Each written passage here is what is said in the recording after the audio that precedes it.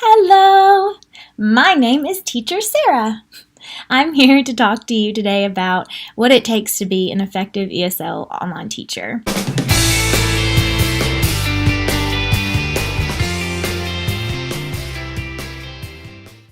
I have been teaching online for almost 2 years.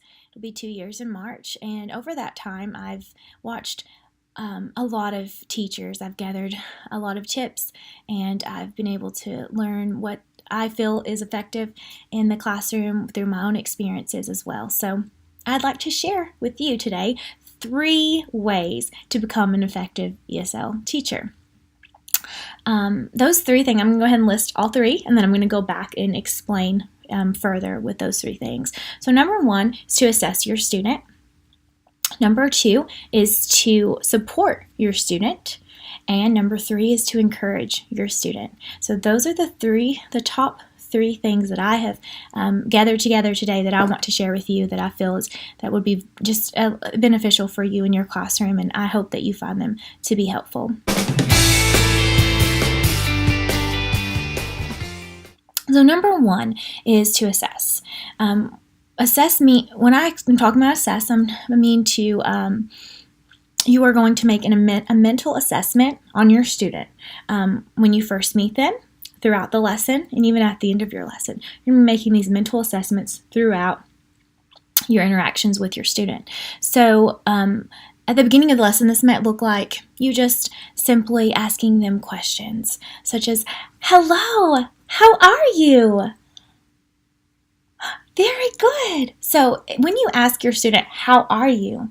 there are several answers that you may get. So the student could just look at you. They may not say a word. Okay, and that could be either your student's shy or they don't know. They haven't had any English experience at all. So you're making a mental note. Okay, maybe I need to support. Maybe I need to guide this student a little bit more. Okay. Another answer may be, you may say, "How are you?" And they may say, "How are you?" So that may tell you right away, okay, I got a repeater here. This student had some experience, and they may know, they know to repeat, and they're still learning on how to respond. They don't know how to respond yet. So that's giving you an indicator of their level as well. So that may tell you, okay, I'm going to be repeating with this student, and that's okay. That's just where they are in their English learning. And another response, they may say, "I'm fine." And that's awesome. Okay, so you're getting a little bit feel of understanding who your student is, where they are on their English level. And then there's your advanced learners, and they may say, "Hello, teacher. I'm great. How are you?" And those are your students that are just very, very advanced. And it is awesome when you actually get that, because then you know right away, oh, this student, I'm going to be able to really get to know this student. I'm going to get to talk to them and really be able to expand on the lesson today, and you're going to be able to get some extensions in there, which is very exciting. I feel is very exciting as a teacher.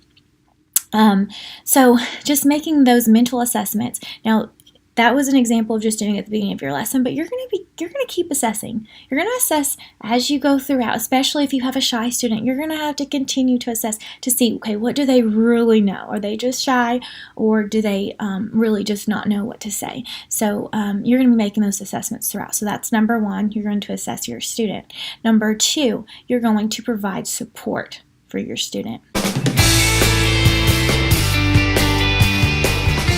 Whatever level your student is on is going to depend on how you're going to support your student. So, for example, if you have a beginner learner, a student who is just starting to learn English and they don't have any English abilities, you're going to support them through repetition. You're going to be repeating and talking with them, saying cat. You're going to do a lot of repeating. So repetition is one way to support your student. Another way to support those lower level students is to use TPR. TPR stands for Total Physical Response. Okay, that's just a fancy term for motions. You're making motions with your body, with your hands, with your face. You're using those movements to explain and to emphasize the meanings of some words or commands that you want the students to do.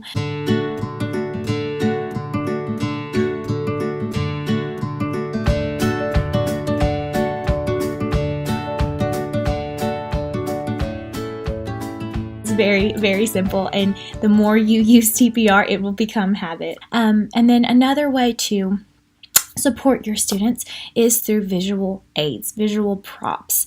These may be just pictures that you've printed off that are found all over the internet. There are so many resources out there.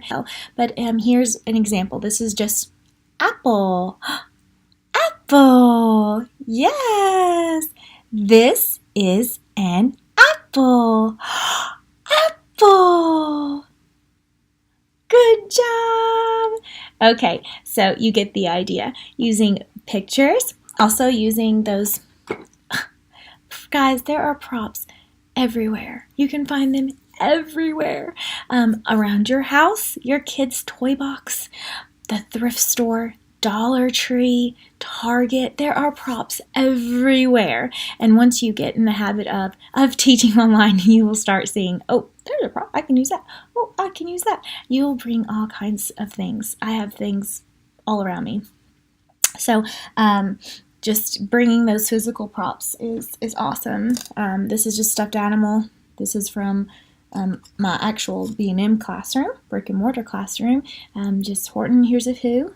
So he's my elephant, my prop for elephant. Okay, and using those flashcards as well. Any flashcards that you may have, just simple letter flashcards, word flashcards, anything like that. So those are some other supports that you can use in your classroom.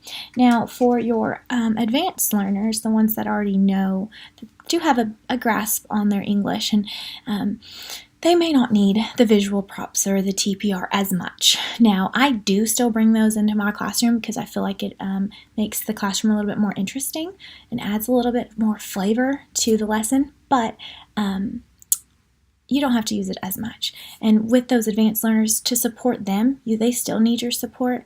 You're going to be